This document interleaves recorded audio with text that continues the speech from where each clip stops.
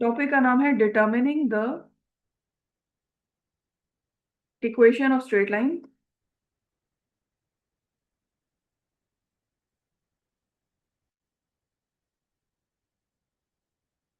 ठीक है। अब यहाँ पे देखें, लीनियर इक्वेशन, रिग्रेशन इक्वेशन। अब यहाँ पे नया नाम उसने बताया, इक्वेशन ऑफ स्ट्रेट लाइन। ये वही इक्वेशन ऑफ स्ट्रेट लाइन है, दिस वन। इसी की बात हो रही है, लीनियर मॉडल की। अब इसमें उसने कहा है कि अब डिफरेंट सिचुएशंस होंगी और आपको ये इक्वेशन में वैल्यूज पुट करनी है ए बी की। ठीक है। ये जो इंटरसेप्ट एंड स्लोप है। अब इसका जो क्वेश्चन है ना, एग्जाम्पल नंबर 18A है, मैं करने लगी हूँ उसको। पेज नंबर है इसका 98। ठीक है, ये सॉल्व करने लगी। इस इक्वेशन, इस सवाल में तो जो इन्फॉर्मेशन है पहले वो लिख लेते हैं। उसने लिखा है डिटरमिन, ये लफ्ज इस्तेमाल किया है, determine. Determine the equation of straight line. और यानी कि सिर्फ आपने वैल्यूज पुट करनी है, इक्वेशन लिख के दिखानी है वैल्यूज के साथ। फिर उसने कहा है कि स्लोप जो है वो -10 है, और वाई इंटरसेप्ट, ये दो इन्फॉर्मेशन दी हुई है। वाई इंटरसेप्ट वो कहता है कि ये पॉइंट है। ठीक है। ये इन्फॉर्मेशन बस दी हुई है, अब सॉल्व करना है। तो अब देखो, जनरल केस में हमें पता है कि ये एक्स एंड वाई है ना, दो पॉइंट्स अगर मैंने प्लॉट करने हो तो ये पहला एक्स होता है, दूसरा वाई होता है। अगर आपने ग्राफ पे प्लॉट करना है ना, ये एक्स है और ये वाई है, तो इस तरह से होगा, ये 0 है और ये 20 होगा। लेकिन यहाँ पे ना, इसने इंफॉर्मेशन में दिया है कि ये वाई इंटरसेप्ट है। तो वाई इंटरसेप्ट है तो इसका मतलब है कि ये वाई को टेक वाई, इसका इसकी मैं अगर ट्रांसलेशन करूं तो it means take Y as an intercept. Intercept क्या होता है? ए, ये होता है ना, ए। तो इसमें इसने बताया कि take Y as an intercept. So when I will write equation, I will take 20 as an intercept, plus beta ये है, ये बन जाएगी। बस ये काम है, दिस इज द आंसर। ये करना था, डिटरमाइन करनी है इक्वेशन का बीटा की जो वैल्यूज है मैंने सब्स्टिट्यूट कर दी, बस that's it. This is the question. ठीक है। इसकी अब एग्जाम्पल के कुछ और पार्ट्स भी हैं, कुछ चार पार्ट्स और हैं, वो आप खुद प्रैक्टिस करेंगे। मैं अब अगला जो टॉपिक है वो शुरू करती हूँ। अगला जो टॉपिक है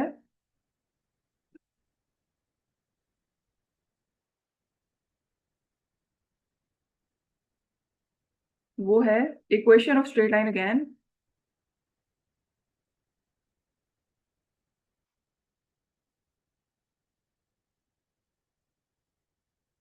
और उसमें उसने कहा है गिवन स्लोप एंड,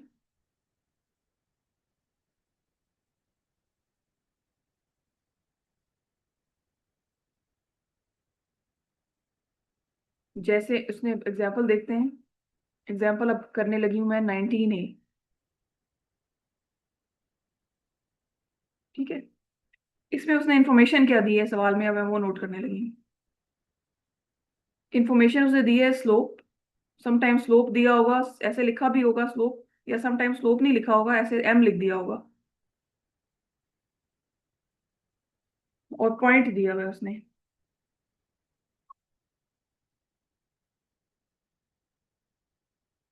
ये इंफॉर्मेशन दी हुई है इन द क्वेश्चन, और सवाल ये है determine the equation of straight line. Determine the equation of straight line. So equation मुझे पता है ये होती है स्ट्रेट लाइन की। तो अब इसमें उसने इंटरसेप्ट नाम नहीं लिया हुआ, तो इसका मतलब है कि ये एक्स पॉइंट है और ये वाई पॉइंट है, that's it. Now I will use this Y as a DV. अब इस तरह से करूंगी मैं।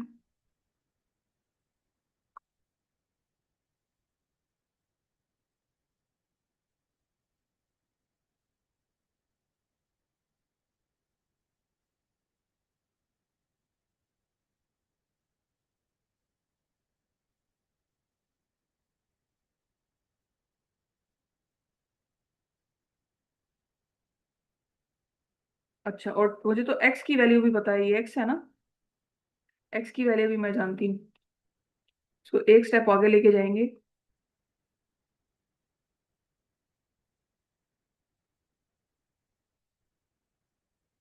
ये जो 10 है ना, एक्स की वैल्यू, ये यहाँ से उठाऊंगी।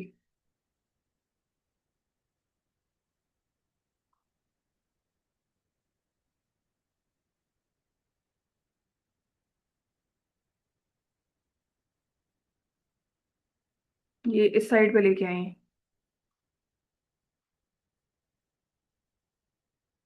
A 120। ठीक है। अब मैं इसको जरा इक्वेशन में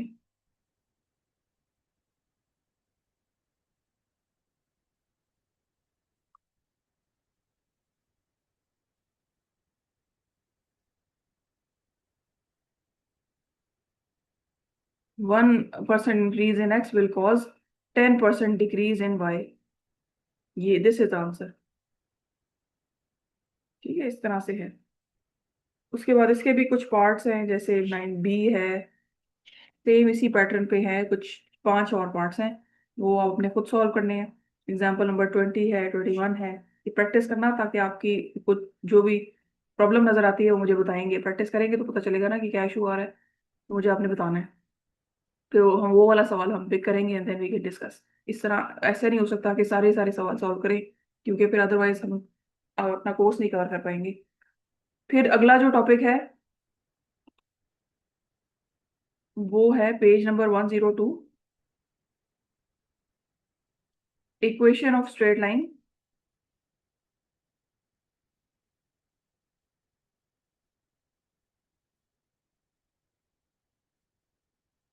गिवन 2 पॉइंट्स। पहले एक पॉइंट दिया था ना, अब 2 पॉइंट्स दिए हैं। कैसे मतलब? तो एग्जाम्पल करने लगे हैं। ये टॉपिक है, सही है। एग्जाम्पल है इसकी 22A, पेज नंबर 102 पे, चैप्टर नंबर 2। उसमें उसने सवाल में कहा है कि फाइंड द इक्वेशन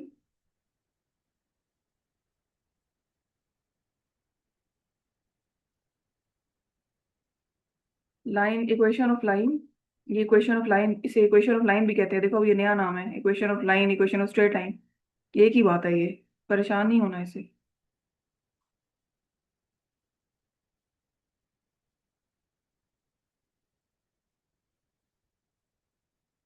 2 पॉइंट्स दिए हैं। अब इस तरह की अगर फॉर्मेशन हो तो हमें पता है कि ये एक्स है और ये वाई है, ये एक्स है और ये वाई है। अब ये 2 पॉइंट्स हैं तो इसको X1 Y1 कह देते हैं, तो X2 Y2 कह देते हैं। ठीक है।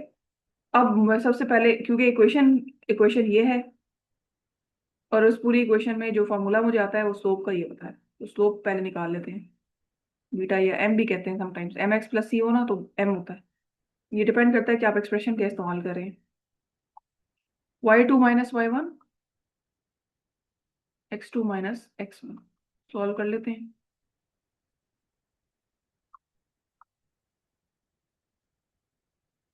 ठीक है, ये एम आ गया, बी आ गया, या बस बीटा दिस। अब आगे अगला ए निकालना है हमने। दोबारा एक वो फॉर्मूला लिखने लगी हूँ। इसमें ये जरा मैं एक एक दो स्टेप एलेबोरेट करके करी हूँ, किताब में अगर आप देखेंगे डायरेक्ट हुआ हुआ है। ये इस तरह से करेंगे ना जैसे मैं आपको बता रही हूँ, तो याद नहीं करना पड़ेगा कुछ भी। ये फ्लो में चल रहा है सारा। अब ये देखें, फॉर्मूला लिखा ना, ये हमने पहले भी सॉल्व किया बीटा के लिए। अगर मैं इसको क्रॉस मल्टीप्लाई कर दूं,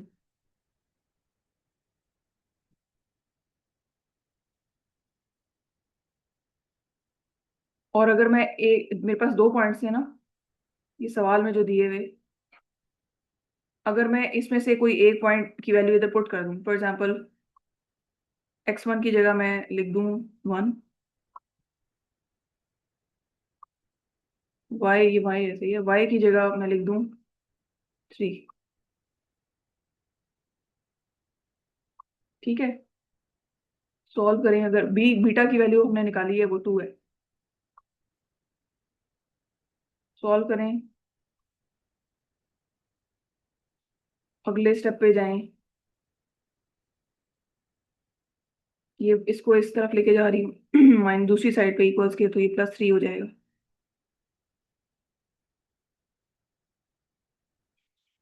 ठीक है, ये दिस इज द आंसर।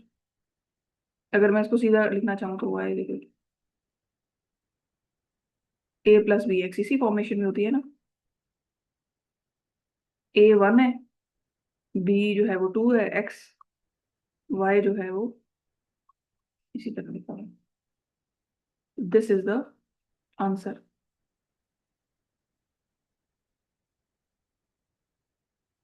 ठीक है, समझ में आ गई? इसमें कोई प्रॉब्लम या कोई चीज़ समझ में ना आ रही हो तो बताएं।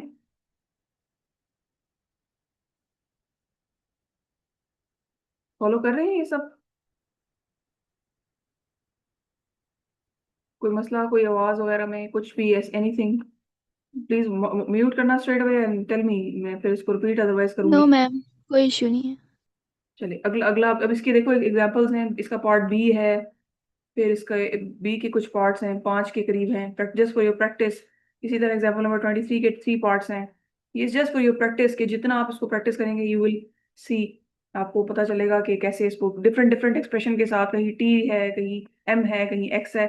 ये हम तो स्टैंडर्ड वो Y is equal to A plus B X होता है ना, उसी से वो मतलब कर करके प्रैक्टिस दिमाग में बैठा हुआ है। लेकिन जब आप एक्सप्रेशन बदल दें, फॉर एग्जाम्पल सी टी कर दें, एम एक्स कर दें, तो एकदम से वो confusion, even though you know everything, still confusion हो जाती है। मैंने भी अभी जो कुछ क्लासेस में अटेम्प्ट किया, तो जब मैंने वो एक्सप्रेशन चेंज हुआ, सी एफ किया, या फॉर एग्जांपल सवाल के मुताबिक कोई वेरिएबल्स को नाम दिया है, अल्फा बीटा को, तो मेरे से खुद मैं खुद एक दो दफा सोच में पड़ गई कि ये कुछ गलत कर रही हूँ शायद। तो ये ऐसा हो जाता है, इट्स नॉर्मल। तो इसलिए जितनी प्रैक्टिस करेंगे उतना आप कंफर्टेबल होंगे और कॉन्फिडेंट होते जाएंगे।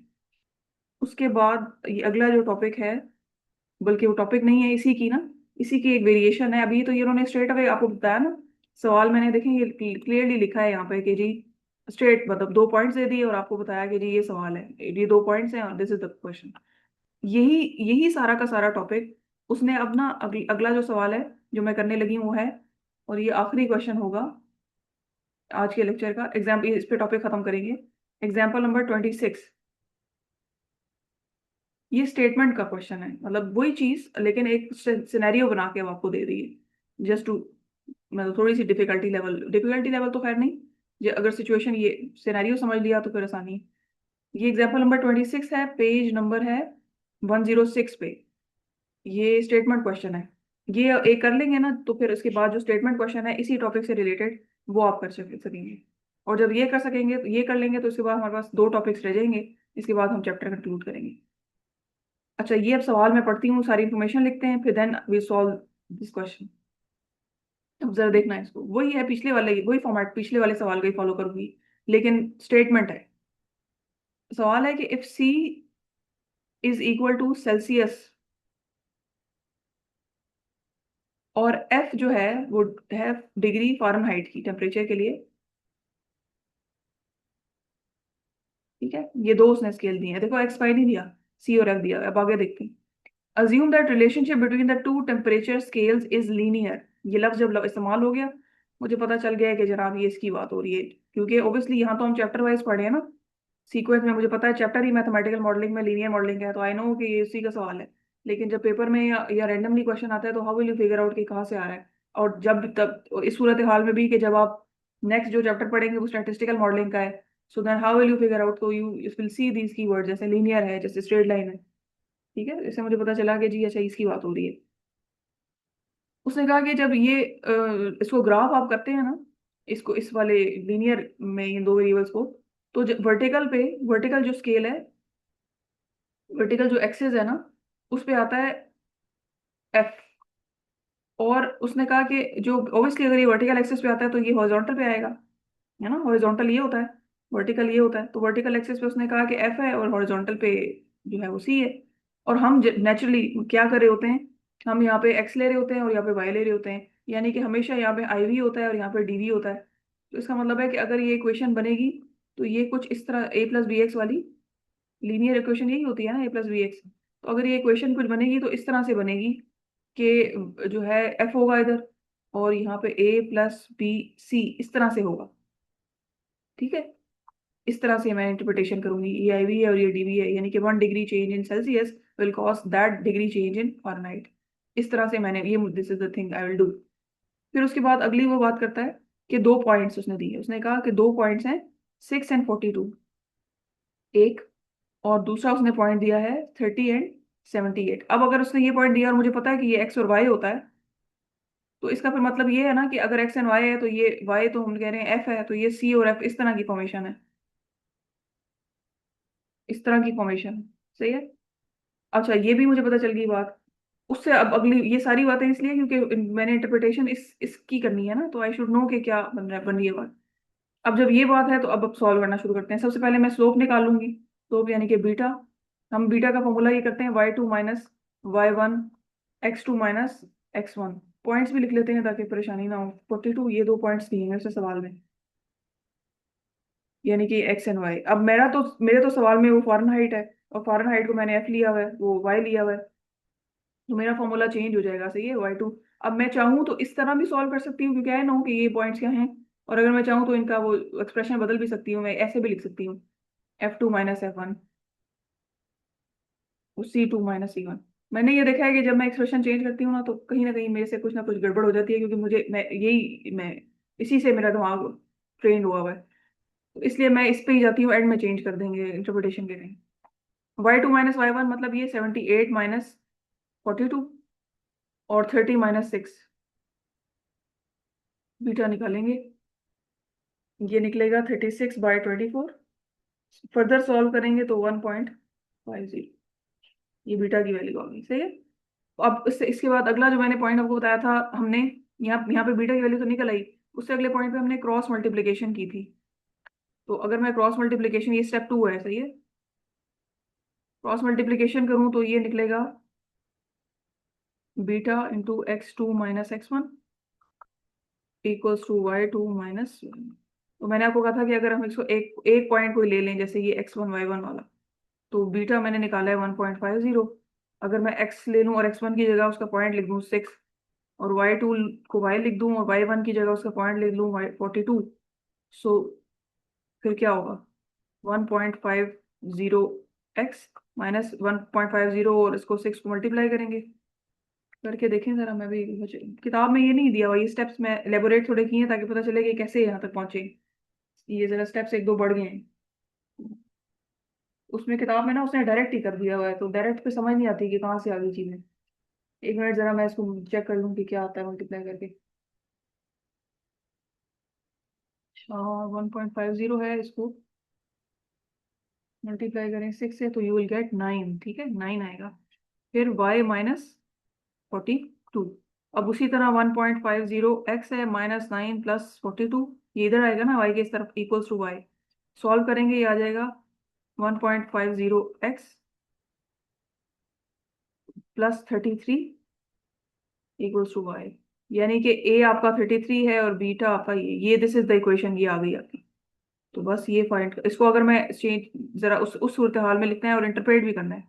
सवाल में उसने दिया है, कहा है कि using these 2 points determine the slope and intercept equation. Slope, ये देखो, ये नया एक्सप्रेशन है। स्लोप है, पहले सवालों में नहीं उसने ये बात की, स्लोप एंड इंटरसेप्ट इक्वेशन। तो स्लोप एंड इंटरसेप्ट किस में होता है, रिग्रेशन इक्वेशन में ही होता है ना, लीनियर इक्वेशन में ही होता है। ये ये स्लोप है, ये इंटरसेप्ट है। तो ये पहले तो उसने कहा कि ये इसको डिटरमाइन करो, वो मैंने कर लिया था, वो के आपको बताया कि 33 आया है। और बी हमने निकाला था फॉर्मूला से, वो था 1.55, है ना, ये निकाला था। तो स्लोप एंड इंटरसेप्ट इक्वेशन मैंने निकाली, और मुझे पता है कि वाई को मैंने शुरू में ही बता दिया था कि एफ है, और ये ए प्लस बीटा, और ये सी है। तो इसका मतलब है कि के 33 प्लस बीटा 1.5 सी, और ये एफ, ये मैंने इक्वेशन, ये पहली उसकी रिक्वायरमेंट थी। फिर उसने सवाल में कहा कि identify the meaning, identify the meaning यानी कि आप इंटरप्रेट करें इसको भी और इसको भी। तो अब इसकी इंटरप्रिटेशन हमें पता है, इसका फॉर्मेट कि ये तो ये पॉजिटिव स्लोप है, यानी कि both I V and D V move in the same direction. And also we know कि इसकी इंटरप्रिटेशन का फॉर्मेट ये है कि 1% change in I V causes इतने परसेंट, यानी कि बीटा के मुताबिक देके कॉजेज चेंज इन डीवी, ये इसका फॉर्मेट है। तो इसको देखते हुए मैं कहूंगी कि 1 डिग्री, क्योंकि टेम्परेचर डिग्री में मेजर होता है ना, तो 1 degree change in Celsius will cause, 1 degree change को मैं ये कह दूं इंक्रीज, लेट सपोज इंक्रीज या डिग्री, जो दोनों में से कोई भी इंक्रीज, लेट सपोज अगर ये इंक्रीज है तो वो डीवी भी इंक्रीज होगा। 1 degree increase in Celsius will cause 1.5 degree increase in Fahrenheit. और 1 degree decrease in Celsius will cause 1.5 degree decrease in Fahrenheit.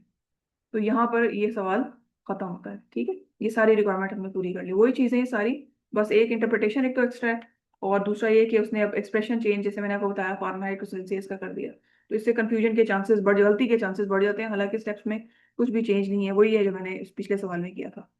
तो यहाँ पे एग्जाम्पल नंबर 26 आपकी खत्म होती है। 2 मिनट, 1 मिनट में रिकॉर्डिंग स्टॉप करती हूँ।